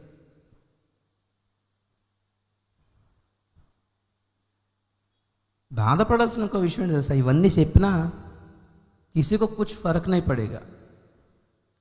ఎవడు పెద్ద పట్టింపేం లేదు. ఇవన్నీ చెప్పినా జనాలు ఏది మన క్రైస్తవులే మారతారని గ్యారంటీ కూడా లేదులే. ఫిక్స్ అయిపోయారు, మోసంలో దిగబడిపోయి ఉన్నారు కదా. అందులోంచి బయటపడాలంటే ఎంతో కృప పొంది ఉండాలే. కానీ దేవుని ప్రవక్తగా నా బాధ్యత నాకుంది. మంచి అంటే చెడు అంటూ జనాల ముందు పెట్టడం. వాళ్ళు మంచి అనుకుంటే బాగుపడతారు, చెడు అనుకుంటే వాళ్ళే పోతారు. బలంతో చేసే బాధ్యత నాది కాదు. మ్యాటర్ ఏంటో తెలియపరచడమే. అందుకని నేను చెప్తున్నాను, ప్రేమ సువార్త. ఏ బైబిల్ దేవుని ప్రేమ గురించి చెప్తుందో అదే బైబిల్ దేవుని ఉగ్రత గురించి చెప్తుంది. ఏ బైబిల్ దేవుని కృప గురించి చెప్తుందో అదే బైబిల్ దేవుని తీర్పుల గురించి చెప్తుంది. కృపకు వ్యతిరేకం తీర్పు. ఏ బైబిల్ రక్షణ గురించి చెప్తుందో అదే బైబిల్ నాశనము గురించి చెప్తుంది. ఏ బైబిల్ పరలోకం గురించి చెప్తుందో అదే బైబిల్ నరకం, పాతాళం గురించి చెప్తుంది. ఏ బైబిల్ దేవుని దూతల గురించి చెప్తుందో అదే బైబిల్ దెయ్యాలు ఉన్నాయని కూడా చెప్తుంది. ఏ బైబిల్ వెలుగు గురించి చెప్తుందో అదే బైబిల్ చీకటి గురించి కూడా చెప్తుంది బ్రదర్. ఏ బైబిల్ దేవుని క్షమాపణ గురించి చెప్తుందో అదే బైబిల్ దేవుని శిక్ష గురించి కూడా చెప్తుంది. ఎందుకు ఏకపక్షంగా ఉంటున్నారు అందరూ? ప్రేమ ప్రసంగాలే కావాలా? ఉగ్రత గురించి ఎవడు చెప్తాడు? ఎవడు చెప్పాలి? ఎవడు చదువుకోవాలి? ఇది ఏ బైబిల్ ఆశీర్వాదాల గురించి చెప్తుందో అదే బైబిల్ శాపాల గురించి కూడా చెప్తుంది. అది ఎవరు చెప్పాలి? ఎందుకు చదవట్లేదు? ఎందుకు వినట్లేదు? ఎందుకు వినడానికి ఇష్టపడటం లేదు? జాగ్రత్త వద్దా? మంచి ఏంటో తెలుసుకోవాలి, చెడేంటో కూడా తెలుసుకోవాలండి. ఏదైనా తోటలో ఉన్న మధ్యలో ఉన్న చెట్టు అదే మంచి చెట్టలా తెలివినిచ్చు ఫలవృక్షము. మంచి గురించిన అవగాహన ఉండాలి, చెడును గురించిన అవగాహన కూడా ఉండాలి కదా. అప్పుడే కదా బ్యాలెన్స్ అవుతుంది. నీకు మంచి ఒకటే తెలిసి చెడు తెలియకపోతే చెడును కూడా మంచి అనుకునే భయంకరమైన ప్రమాదం ఉంది కదా. ఆ వివేచన క్రైస్తవులకి కలగ చేయని పరిస్థితుల్లో ఉన్నాయి ఈనాటి సభలు, ప్రసంగాలు, టీవీ వర్తమానాలు, పుస్తకాలు. 24 గంటలు ప్రేమ, స్వస్థత, ఆదరణ, ఓదార్పు. భూమి మీద నడు నొప్పి కూడా కడుపు నొప్పి కూడా రాకుండా సుఖంగా బతకాలి. అది లక్ష్యం క్రైస్తవులది. పరలోకం వెళ్ళే లక్ష్యమే లేదు. కడుపు నొప్పి రావద్దు, దగ్గు రావద్దు, తుమ్ము రావద్దు, సావు అంతకంటే రావద్దు అసలు. 1000 సంవత్సరాలైనా ఇలాగే ఉండాలి. అక్కడ ఇక్కడే భూమి మీద ఉండాలి మొత్తం నడు వంగిపోయి. దేవుని ఎదుర్కొందామనే లక్ష్యము లేదు. మీరు ఇలాగ ఎన్ని ఉపవాసాలను ఉండండి, ఎన్ని ఫాస్టింగ్లు చేయండి, ఎన్ని ప్రార్థనలు చేయండి, ఎన్ని దీర్ఘ ప్రార్థనలు చేయండి, ఒరిగేదేమీ లేదు. ఈ లక్ష్యం లేకపోతే ఒరిగేదేమీ లేదు, ఏమీ లేదు. కొంచెము కూడా ప్రభావితం చేయలేరు మీరు సమాజాన్ని. ఇలాంటి స్థితిలో జనాలు మన సంఘంలో నలుగురు దూరినా ఒరిగింది ఏం లేదు. వాళ్ళు పరలోకంకి వెళ్ళరు కదా.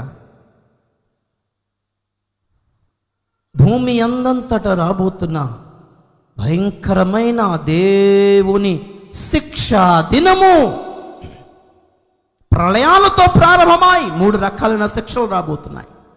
ఒకటి, ప్రకృతి శక్తులన్నీ కదిలి విరుచుకు పడతాయి భూమి మీద, జనాల మీద. ఈ సముద్రానికి దండం పెట్టేవో సునామీ రూపం దాల్చి 200 కిలోమీటర్ల ముందుకు దూసుకొని రాబోతున్నాను సంగతి తెలుసా? గుజరాత్ రాష్ట్రం దగ్గర నుంచి కలకత్తా నగరం వరకు అన్ని మునిగిపోతాయని తెలుసా?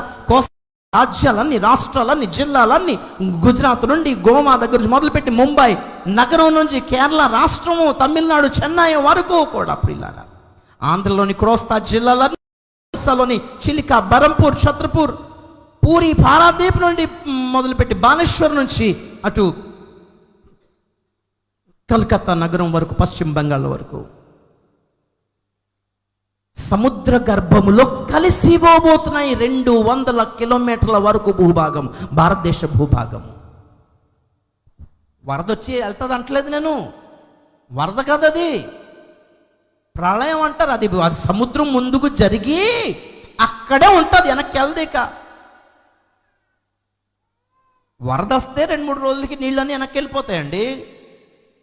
కాలువలు, నదుల్లోని గేట్లు ఎత్తేస్తే నీళ్ళన్నీ వెనక్కి వెళ్తాయి. సముద్రం మీదకి వస్తే ఏ గేట్లు ఎత్తుతావు? ఒకటి. రెండోది భూకంపాలు. విజయవాడ నుంచి తెలంగాణ అంతా భూకంప కేంద్రం, రాయలసీమ అంతా కరువు కేంద్రం, అనంతపూర్లో మొత్తం ఎడారి ముంచుకొస్తున్నాను సంగతి మీకు తెలుసా? భూగర్భ జలాలు ఇంకిపోతున్నాయి, ఆహార నిల్వలన్నీ అంతరించిపోతున్నాయి, యాసిడ్ వర్షాలు కురవబోతున్నాయి, పంటలు కూడా పండని భయంకరమైన దినాలు రాబోతున్నాయి. ఈలోగా 3వ ప్రపంచ యుద్ధం వస్తే ఉపయోగించే మారణ కాండ, ఆ మారణ ఆయుధాలు, ఆ న్యూక్లియర్ అణు విప్లవం, అణుశక్తి, అణు బాంబులన్నీ పేలితే వచ్చే రేడియేషన్ వల్ల కురిసే వర్షాలన్నీ యాసిడ్ కాకపోతే ఏంటనుకుంటున్నారు మీరు? అప్పుడు కోట్ల రూపాయలు మీ దగ్గర ఉన్న తిండి మాత్రం దొరకదు. నీళ్ళ బాటిల్ మీరు 1000 రూపాయలకి నీళ్ళ బాటిల్ కొనుక్కుని 5000కి బాటిల్ అమ్మినా ఆశ్చర్యపోని అవసరం లేదు. ఆ రోజుల్లో నీళ్ళ బాటిల్ 5000 రూపాయలకి. బావిలో నీళ్లు, నదిలో నీళ్లు, బోరింగ్ నీళ్లు, పంపు నీళ్లు అన్ని విషమై కెమికల్స్ అయిపోతే, కిరోసిన్, పెట్రోల్ కలిసిపోతే తాగేస్తారు దాన్ని? తాగలేదు. అలాంటి చాలా దారుణమైన విషవాయువులు మొత్తం గాల్లోనే కలిసిపోతాయండి. ఆక్సిజన్, మీకు ప్రాణవాయువు కావాలన్నా డబ్బులు ఇచ్చుకుని ఊపిరి పీల్చుకునే దినాలు రాబోతున్నాయి. ఏమనుకుంటున్నారు మీరు? ఇవన్నీ వార్తల్లో చెప్పరు, ఎందుకంటే మీడియా వాళ్ళకి కొన్ని రూల్స్ ఉంటాయి, ఇలాంటివి చెప్పకూడదు. జనాలు వీటి గురించి ఆలోచించకుండా సీరియల్లో, సినిమాల్లో బిజీ చేసేస్తున్నారు. అర్థమైందా? ఏదో ప్రత్యేక హోదా అనో, లేకపోతే ఆర్టీసీ స్ట్రైక్ అనో, ఇంకేదో స్ట్రైక్ అనో, జనాలందరూ రోడ్డు మీద పడినప్పుడు మంచి హీరో సినిమా విడుదల చేస్తారు. ఎటు వెళ్తారు జనాలు? అప్పుడు సినిమాకి వెళ్తారు. అర్థమైందా? ప్రజలు ఆలోచించకుండా మంచి సినిమా, మంచి సీరియల్ని అలా పెడితే ఆడవాళ్ళందరూ అక్కడ ఇరుక్కుని ఉన్నారు, కుర్రోళ్ళందరూ సినిమా దగ్గర ఇరుక్కుని ఉన్నారు, రాజకీయాల్లో పెద్దోళ్ళు ఇరుక్కుని ఉన్నారు. అందరు ప్రభుత్వాలకి తెలియలేదు అనుకుంటున్నారా? ఏం చేస్తే రోడ్ల నుంచి మాయమైపోతారు బాగా తెలుసు. మంచి మూమెంట్లో వరల్డ్ కప్ పెడతారు, మంచి మూమెంట్లో ఐపీఎల్ పెడతారు. ఎందుకు ఇవన్నీ?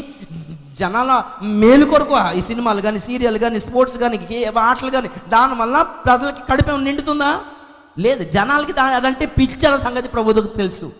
ఏ సినిమా ఎప్పుడు రిలీజ్ చేయాలో వాళ్ళకి బాగా తెలుసు, ఎప్పుడు దేన్ని ఎలా వాడుకోవాలో బాగా తెలుసు అండి. ఇవన్నీ ఆలోచించకుండా జనాల్ని ఎలా మాయ చేయాలో మీడియా, టీవీలు, సీరియళ్ళు, కార్యక్రమాలు, సినిమాలు ఇవన్నీ కూడా ప్రజల్ని మాయ చేసి దారి మళ్ళించడానికి ఉపయోగించే ఆయుధాలు. ఆలోచించడానికి కూడా టైం ఇవ్వట్లేదండి జనాల్ని. ఏం జరుగుతుంది, ఎవరు ఎలా దోచుకుంటున్నారు ఆలోచించడానికి కూడా అవకాశం లేని కార్యక్రమాలు, ఏజెండాలు ఇవన్నీ కూడా. 4 రోజులు అరిసి ఒక సినిమాకి వెళ్ళిపోయి హాయిగా సినిమా కబుర్లు వస్తాయి టీవీలో. మొత్తం ఆ టీవీ తెరిచినా, యూట్యూబ్ ఓపెన్ చేసినా, ఫోన్ ఓపెన్ చేసినా, ఇది ఎంత డబ్బు సంపాదించినా అదంటే డబ్బు సంపాదించి, ఇదంతా డబ్బు సంపాదించిన అదంటే డబ్బు సంపాదించి, ఈ డబ్బు ఎంత, ఆ డబ్బు ఎంత, ఈ ఫ్యాన్ గొడవ, ఆ ఫ్యాన్ గొడవ, ఆ హీరో ఫ్యాన్ గొడవ, ఈ ఫ్యాన్ గొడవ. ఇదేనా ప్రపంచం? ఇదేనా? దీంతో తిండి తినేస్తున్నారా? ఆలోచించండి బ్రదర్. ఎందుకు అన్ని ఆన్లైన్ అకౌంట్లు వచ్చేస్తాయి? ఎందుకు Google pay, Airtel pay, Paytm అని, ఈ మనీ, ఆ మనీ ఉన్న అన్ని ఫోన్లోనే ట్రాన్సాక్షన్ ఎందుకు చేస్తారు? డబ్బులన్నీ బ్యాంకులో చచ్చినట్టు వేసుకోవాల్సిన అవసరం ఎందుకు వచ్చేస్తుంది? అన్ని ఆన్లైన్ అకౌంట్ ఎందుకు అయ్యాయి? అన్ని డబ్బులు బ్యాంకులో పెట్టేస్తే అవన్నీ ఒకటి చేతిలో ఉంటుందండి మీ డబ్బులన్నీ. మీ సంతకం లేకుండా మీ డబ్బులు దోచుకునే అవకాశాలు ఎంతైనా ఉంది ఆన్లైన్ అకౌంట్స్ ద్వారా. ఐడియా ఉందా దీనికి సంబంధించింది? లేదు. సెక్షన్ 377 అంటే ఏంటో తెలుసా? స్వలింగ సంపర్కులకు సుప్రీంకోర్టు ఇచ్చిన అధికారం. మొగోడిని పెళ్లి చేసుకోవచ్చు, ఆడవాళ్ళని పెళ్లి చేసుకోవచ్చు. అలాంటి స్వలింగ సంపర్కుల వివాహాన్ని చర్చిలో కనుక వద్దు అంటే ఆ పాస్టర్ గారి లైసెన్స్ క్యాన్సిల్ చేస్తారు. అలాంటి దిక్కుమాలిన దరిద్రుల పెళ్ళిళ్ళు కూడా చేయాల్సిన కర్మ, దౌర్భాగ్య స్థితి మనకు వచ్చేసింది. అదొక మెంటల్ రోగం అండి అది. స్వలింగ సంపర్కం అది మెంటల్ డిజీజ్, అది హార్మోనల్ డిఫెక్ట్ ఏం కాదు. అది దాన్ని నియంత్రించలేక, పాపాన్ని అక్రమాన్ని నియంత్రించలేక చేసుకోమని పర్మిషన్ ఇస్తున్నారు. చూసారా? సెక్షన్ 497 అంటే ఏంటో తెలుసా? అక్రమ సంబంధాలకి ఇచ్చిన పర్మిషన్ సుప్రీంకోర్టు ద్వారా. ఎవడి పర్సనల్ ఇష్టం వాళ్ళది, ఎవరితోనైనా సంబంధం పెట్టుకోవచ్చు, దానికి పెద్ద మాకు సంబంధం లేదని తీసి పడేసింది. పాపాన్ని, నేరాన్ని, దౌర్జన్యాన్ని, అక్రమాన్ని కంట్రోల్ చేయలేక, నియంత్రించలేక ఇలాంటి చట్టాలు, ఇలాంటి న్యాయ వ్యవస్థ మనకి న్యాయం చేస్తుంది. మీరు ఎలాగ అనుకుంటున్నారు? ధర్నాలు, స్ట్రైకులు చేసేస్తే దొరికిపోతా న్యాయం అనుకుంటున్నారా? ప్రభుత్వ అధికారులు కళ్ళెదుట చంపారండి ఒరిస్సాలో క్రైస్తవులు. ఎవ్వడేం అనలేదు, ఎవ్వడు ఏమీ అనలేదు. అంటే ఒరిస్సాలో కష్టం ఉంటుంది కదండి అంటుంటారు నన్ను. ఒరిస్సాలో బాగా ఇదంటే కదా, ఇక్కడ లేదా, ఇక్కడ రావట్లేదా, ఇక్కడ సావట్లేదు, ఇక్కడ చంపట్లేదా, ఇక్కడ చర్చలు తిరగెత్తలేరా? అంటే ఒరిస్సానే కష్టమా? వస్తుంది ఆగండి, యాంటీ కన్వర్షన్ బిల్ వస్తుంది కదా, అప్పుడు తెలిసిపోద్దులేంటి ఎవరు ఒరిజినల్ క్రైస్తవులు, ఎవరు డూప్లికేటో. 24 గంటల ఆశీర్వాద ప్రసంగాలు చేసిన ఎటు పారిపోతారో అప్పుడు చూద్దురు మీరు, అప్పుడు చూద్దురండి. ఈ భయంకరమైన ప్రళయం, అటు రాకడ, మధ్యలో మనం దీన్ని తప్పించుకోవాలంటే ఎక్కడ పారిపోవాలి? రాకడ అనే దగ్గరికి పారిపోతే ఆయన ఎదుట నిలబడితే బతికి బయట పడతాం. కానీ చాలామంది ప్రళయం వస్తుందని తెలిసిన అక్కడికి వెళ్ళలేని స్థితిలో ఉన్నారు. ఎందుకంటే వాళ్ళ కాళ్ళు ఏదో ఒక ఊరిలో చిక్కుకొని ఉంది. ఏమిటా ఊరి? తిండి, మత్తు, ఐహిక విచారం. భోజనాలు ఉంటే చాలు జనాలకి, తిండి ఉంటే, కడుపు నిండిందా లేదా, ఈ పూట భోజనం చేసుకున్నామా లేదా, ఈ పూటకి సంపాదించుకున్నామా లేదా, ఈ పూట చికెన్ వండుకున్నామా లేదా, తిండి ఉంటే చాలు, భోజనాలు ఉంటే చాలు ఈ పూటకి. అదే అంటాడు నోవహు కాలమైనా లోతు దినాల గురించి అయినా సరే. ఆ నోవహు కాలం ఎలాగుండేదో, లోతు దినాలు ఎలాగుండేదో, యేసు ప్రభు రాకడ దినాలు అలాగే ఉంటాయి. జనులు తినుచు త్రాగుచు బిజీగా ఉన్నారు. సభలంటే భోజనాలు ఈ కాలంలో, తిండే 24 గంటలు. రెండోది మత్తు, నిద్ర. వాటి గురించి చెప్పడానికి టైం లేదు, చాలా పెద్ద లిస్ట్ అది. మూడోది ఐహిక విచారం. ఐహిక విచారం అంటే అవన్నీ తిండి తినడం పెద్ద పాపం కాదులేండి. తిండి, మత్తు, ఐహిక విచారం అంటే ఇది పాపాలు కావు, ఇవి జనరలే, నార్మల్ విషయాలు, న్యాచురలే. కానీ ఇవి కూడా జనాలు వీటిలో చిక్కుకొని ఉన్నారంటండి. చాలా సాధారణమైన విషయాలతోటే సైతాన్ని కొంతమందిని చిక్కించేసుకున్నాడు. ఐహిక విచారాలు, ఇల్లు ఎలా కట్టాలి, పెళ్ళి ఎలా చేయాలి, ఎలా చదువుకోవాలి, ఎలా సంపాదించాలి, ఎలా భూమి అనుకున్నాం, పొలం అనుకున్నాం, పొలం అమ్మాలి, పొలం కొనాలి, పొలం అమ్మాలి, పొలం కొనాలి, ఇల్లు కట్టాలి, ఇల్లు అమ్మాలి, బైక్ కొనాలి, బైక్ అమ్మాలి, కారు కొనాలి, కారు అమ్మాలి. ఎంతసేపు బిజినెస్ మైండ్. ఐహిక విచారాలు, ఎలా పెళ్లి చేయాలి, ఎలా పెళ్లి సంపాదించాలి, ఎలా కాలేజ్ సీట్ సంపాదించాలి, ఎలా వీసా సంపాదించాలి, ఎలా స్థలం సంపాదించాలి, దాన్ని ఎలా ట్యాక్స్ ఎలా కట్టాలి. 24 గంటలు ఇవి తప్ప వేరే ఆలోచన లేదు. 24 గంటలు వీటి కొరకు తప్ప వేరే ప్రార్థన అవసరత లేవు జనాలకి. దీన్ని బట్టి అర్థం చేసుకోండి, వీళ్ళంతా ఊరిలో చిక్కుకొని ఉన్నారు. ఈ మహాప్రళయం వచ్చేటప్పటికి వీళ్ళు దేంట్లోనే ఇరుక్కొని ఉంటారు. వీళ్ళు ఇలాంటి దాంట్లోనే బయటపడండి. దీంట్లో నుండి, ఆ మహానాశనం నుండి రక్షించేది యేసే రాకడ ఒకటే. అది తప్పించుకోవాలి. ఇది తప్పించుకోవాలి అంటే ప్రభు రాకడ కొరకు సిద్ధపడండి. సిద్ధపరిచే పరిచర్యయే దైవికమైన పరిచర్య. ప్రభు రాకడ కొరకు ఆయన ఎదుట ప్రజలను నిలబెట్టాలనుకునే లక్ష్యం కలిగిన సేవకుడిది దైవికమైన పరిచర్య. ప్రియులారా, పరీక్షల కోసం సిద్ధపడిపోయినా పర్లేదు, ఇంటర్వ్యూ కోసం సిద్ధపడిపోయినా పర్లేదు. అది కాదు, అది ఇది ఒకటి కాదు. యేసయ్య రాకడ కొరకు సిద్ధపడండి. దాని కొరకు సిద్ధపడుతూ మిగిలివన్నీ కామనే. స్కూల్లో ఉన్న కాలేజీలోనే మీరు ఆస్తులు అమ్మేసుకోమని చెప్పట్లేదు నేను, ఉద్యోగుల వ్యాపారం మానేమని చెప్పట్లా, ఎందుకు ఇల్లు కట్టుకున్నారు పాపం అది అని అనట్లేదు నేను. అన్నీ సంపాదించండి, కానీ మైండ్ మాత్రం దాని మీద పెట్టకండి. లోకమునైనను దానిలో ఉన్న దానినైనాను ప్రేమించకండి. చిచ్చి ఇదేంటిలే ప్రభువా, నీకంటే ఎక్కువ ఏంటిలే ప్రభువా, నువ్వు ఇప్పుడు పిలు ప్రభు, వచ్చేస్తాను ప్రభు, ఇది వద్దు ప్రభువా, ఇది నాకు ఉందని నువ్వు నన్ను విడిచిపెట్టకు, కొంపతీసి చూడు మరి. నువ్వు మాత్రం నన్ను విడిచిపెట్టకు ప్రభువా, ఈ ఉద్యోగం కంటే నీవే ఎక్కువ, ఈ చదువు కంటే నీవే ఎక్కువ, నా కెరియర్ కంటే నీవే ఎక్కువ, ఈ ఇల్లు కంటే నీవే ఎక్కువ, ఈ ఆస్తుల కంటే నీవే ఎక్కువ ప్రభువా, నా పేరు మర్చిపోకు నీ రాకడలో ప్రభువా అని రోజుకు ఒకసారి ప్రార్థన చేసి, ఒకసారి ప్రభు జ్ఞాపకం చేసి, నా పేరు గుర్తు చేసుకో ప్రభువా రోజుకి ఒకసారి అని చెప్పి, పిల్లల గురించి ఒక్కసారి ప్రభువా నా పిల్లల్ని గుర్తు చేసుకో ప్రభువా, వాళ్ళకి పెద్ద భూమి మీద పెద్ద ఐశ్వర్యం లేకపోయినా పర్లేదు కానీ రక్షణ ఉండాలి ప్రభువా, నీ రాజ్యంలో వీళ్ళు కనబడాలి ప్రభువా అని రోజుకి ఒక్కసారి ప్రార్థన. ఈ ప్రార్థనా అవస్థలో ఒక్కరు కొంటే అడగండి నిజంగాను. 24 గంటలు కడుపు నొప్పి, నడు నొప్పి, టీబీ, బీపీ, షుగరు, తలనొప్పి, ఇవి రావు అని ఎవడన్నా ఎక్కడన్నారు ప్రభు చెప్పాడు బైబిల్లో? అని నమ్ముకుంటే ఇవన్నీ రాకుండా చూసుకుంటానని. సమస్యలు రావద్దు, కష్టాలు రావద్దు, శోధనలు రావద్దు, శ్రమలు రావద్దు. ఇలాంటి వాళ్ళకే సంఘం శ్రమల్లో ఉంటుందనే ప్రసంగాలు వచ్చాయి. ఇలాంటి వాళ్ళు ఉంటారు కూడా.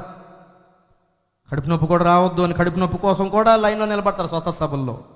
వీళ్ళందరికీ శ్రమల కాలం అంటే వీళ్ళు రాకలు ఎత్తబడరు, అప్పుడు తెలిసిపోద్ది. కళ్ళు మూసుకుందాం, ప్రార్థన చేద్దాం.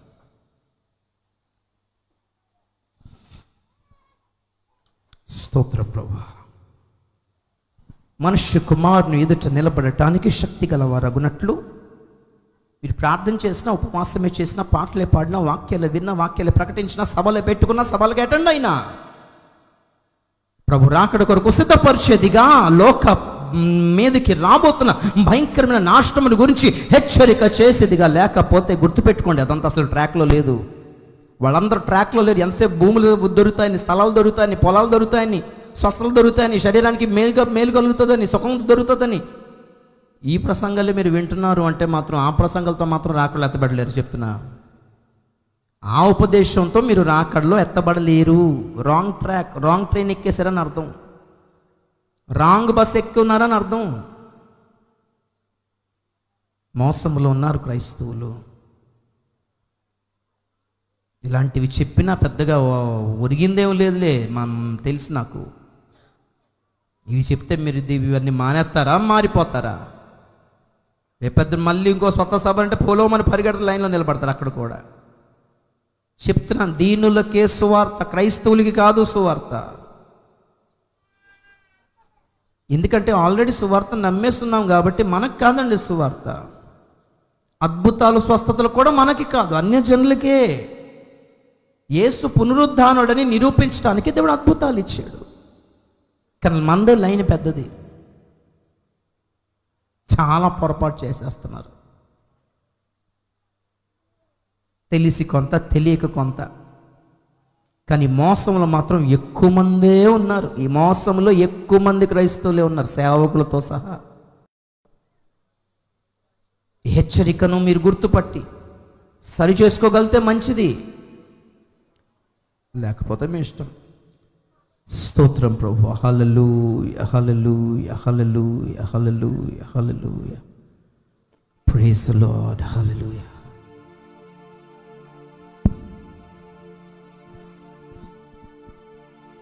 ఒక అమూల్యమైనటువంటి అవకాశం.